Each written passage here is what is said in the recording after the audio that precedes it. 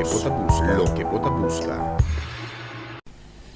Polícia di Bike Team, junto con VKC, ha tenuto un'azione in ora di tardi di viernes relazionata con il vendimento di frutta d'imbarco di frutta situata in parte di scalo.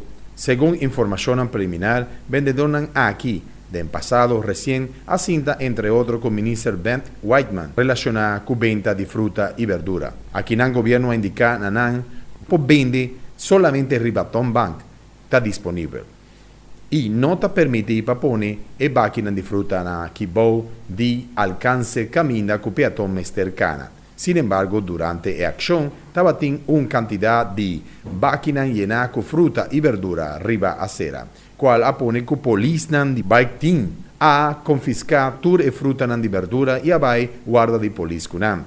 Ahasi detención también de dos gente hombre de nacionalidad venezolano que no quiera seguir orden de polis y a rebeldía na momento que polis a confiscar na mercancía.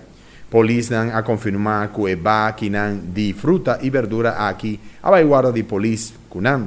Varios de vendedores venezolanos abai guarda de polis punda para reclamar acción aquí, pero polis indica que no tajaña nan verdura ni fruta back.